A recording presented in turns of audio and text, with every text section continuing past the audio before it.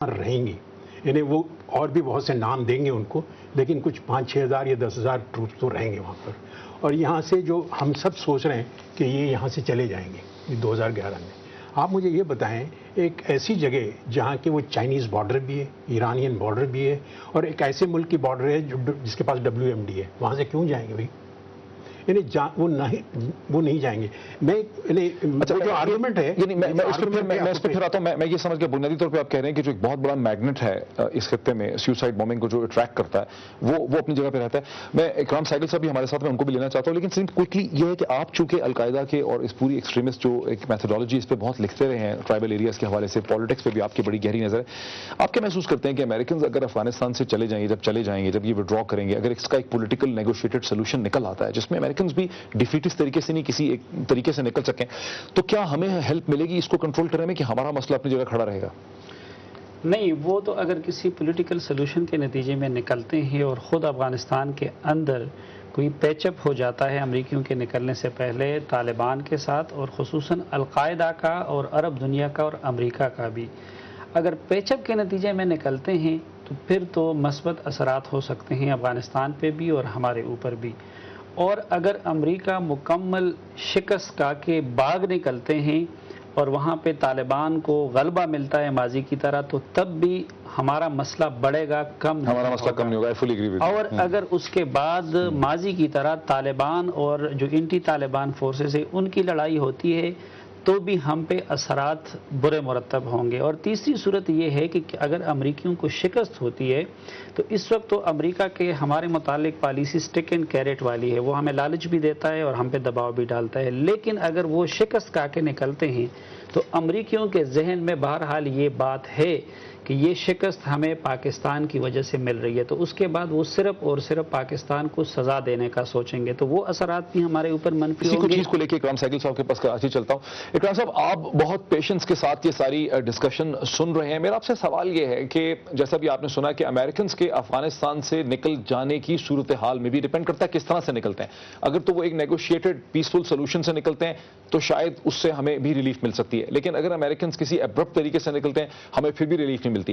ہم اپنے ہاں سیوسائڈ ٹیررزم فینومینا کے لیے کیا آپریشنل رسپانس ماؤنٹ کر سکتے ہیں؟ آپ کیا کہیں گے؟ دیکھیے، میں سلیم سیفی صاحب کے ساتھ ایگری کرتا ہوں کہ افغانستان کے ساتھ جو کچھ ہوگا وہاں پر وہ ہمیں افیکٹ ہوگا، لیکن اس کے علاوہ ہمارا اپنا ایک انڈیجنس پرابلم شروع ہو گیا ہے جو افغانستان کے ساتھ کوئی تعلقات نہیں ہے، اور اس بات کے لیے بڑا ضروری ہے.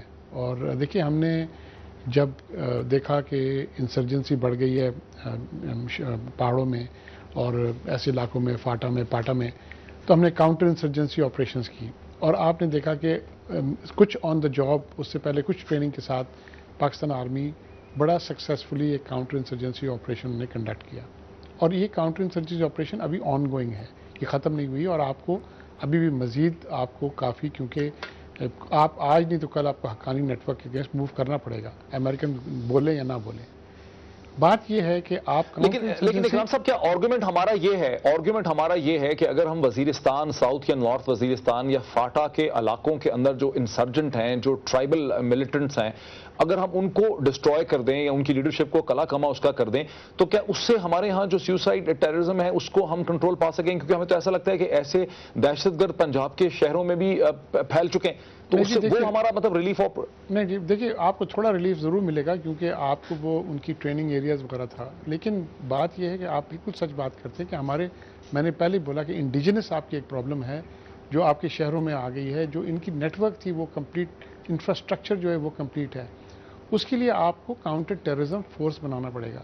آپ آج لے لیں، 100 سال بعد لے لیں، آپ کچھ بھی کریں گے، جب تک آپ ایک اسپیشلسٹ کاؤنٹر ٹیررزم فورس نہیں بنائیں گے کچھ نہیں ہوگا. دیکھیے، جب 1980s میں آپ کو ایک بہت بڑا پرابلم ہوا تھا نارکوٹکس کا، تو آپ نے ایک اینٹی نارکوٹکس فورس بنائی تھی. اس اینٹی نارکوٹکس فورس بڑا سکسیسفلی آپ کو جو ڈرگس جو تھا، پرولیفریشن تھا ڈرگس کی، وہ تو اتنا کم نہیں ہوا، لیکن بات یہ ہے کہ اس نے جو ڈرگ کی پروڈکشن تھی وہ بالکل ختم کر دی اس میں سے، پاکستان میں سے. وہ اینٹی نارکوٹکس فورس ہے. لیکن دیکھیں، کچھ بھی ہو جائے، آپ کیوں نہیں ہے کاؤنٹر ٹیررزم کرتے؟ آپ نے ایک national counter terrorism, national anti terrorism, آپ نے ایک نیکٹا بنائی. لیکن سر آپ یہ مجھے بتائیں اکرام صاحب کہ اگر یہ دیکھیں ہم تو تقریباً ہمیں 7-8 سال سے مسلسل مار پڑ رہی ہے، متواتر تسلسل سے ہمیں مار پڑ رہی ہے اور اس کے امپلیکیشنز ہمارے لیے انتہائی خوفناک ہیں، ہمارا سارا فیوچر سٹینڈ سٹل پہ کھڑا ہے، تو ہم ایسی اسپیشلائز کاؤنٹر ٹیررزم فورس جو ہے وتھ اسپیسیفک کیپیبلٹیز کریٹ کیوں نہ کر پا رہے؟ یہ اس لیے نہیں کر پا رہے ہیں کیونکہ آپ رحمان ملک سے آپ چھٹکارا نہیں پاتے نا جی. دیکھیے آپ یہ دیکھ لیں کہ وہ ہر چیز میں دخل دیتے ہیں، ان کی کچھ کیپیبلٹی ہے نہیں، اور ان کی کیپیبلٹی کا جو ہے وہ ٹھیک ہے، وہ ٹربل شوٹر ہیں، پولیٹیکل ٹربل شوٹر ہیں، ان کی کچھ کیپیبلٹیز ہیں، اس کے لیے وہیں پر استعمال کریں. لیکن یہ جو ہے فار ایگزامپل آپ دیکھ لیں یہ نیشنل یہ نیکٹا جو بنی تھی، اس میں طارق پرویز صاحب بڑے سکسیسفل ایک ڈی جی ایف آئی تھے، بڑے قابل ایک افسر ہیں. انہوں نے بھی ریزائن کیا. انہوں نے ریزائن کیوں کیا؟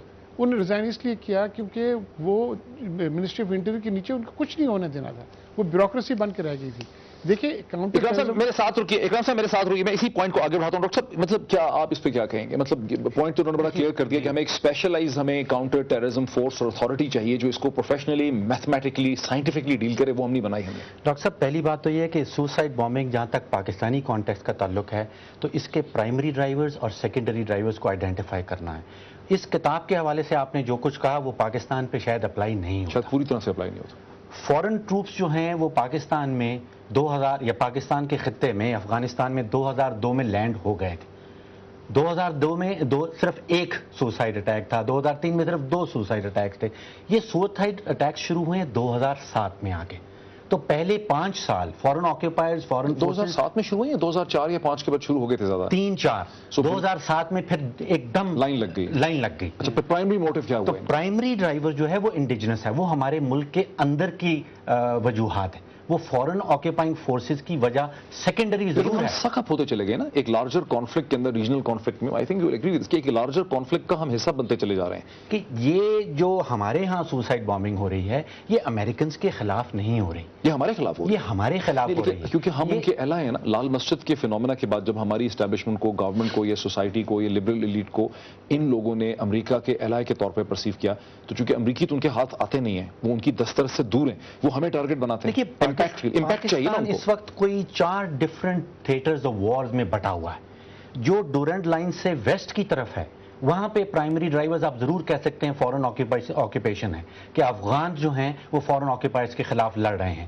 دوسرا خطہ آتا ہے east of Durand line but west of Indus river. وہ سارے خطے میں انسرجنسی ہو رہی ہے. ایسی فورسز، ایسی ایلیمنٹس ابھر آئی ہیں جو پاکستان کی سرزمین پہ قابض ہونا چاہتی ہیں اور قابض ہونے کے بعد اپنے قوانین لاگو کرنا چاہتی ہیں. کوشچن تو وہی ہے نا کہ ہم اسپیشلائز رسپانس اس کو نہیں دے پا رہے ہیں. ہمارا صرف ایک ٹیکٹیکل ریئیکٹیو رسپانس ہوتا ہے ہر سوسائڈ بامبنگ کے بعد کہ پولیس نے یہ نہیں کیا، گاڑی یہ نہیں تھی، فلاں کو پکڑ لو، یہ کر لو. کوئی ہم پہلے آئیڈینٹیفائی کریں گے پرائمری ڈرائیورز اور ایکسٹرنل ڈرائیورز. پہلے ہم آئیڈینٹیفائی کریں گے کہ کس خطے میں انسرجنسی ہے، کس خطے میں ٹیررزم ہے. ناظرین ایک بریک لیتے ہیں، کوئک. اور بریک کے بعد جب واپس آتے ہیں تو میں آپ کو ایک منی انٹرویو بھی دکھاتا ہوں جو میں نے اعجاز حیدر صاحب سے یہ سوال پوچھا کہ اسرائیل نے سوسائڈ بامبنگ کے فینومینا کو کنٹرول کر لیا، ہم اسرائیل کا جو کنٹرول ہے، جو اسرائیل نے جو کچھ کیا، اس سے ہم کیا سیکھ سکتے ہیں؟ ایک بریک کے بعد.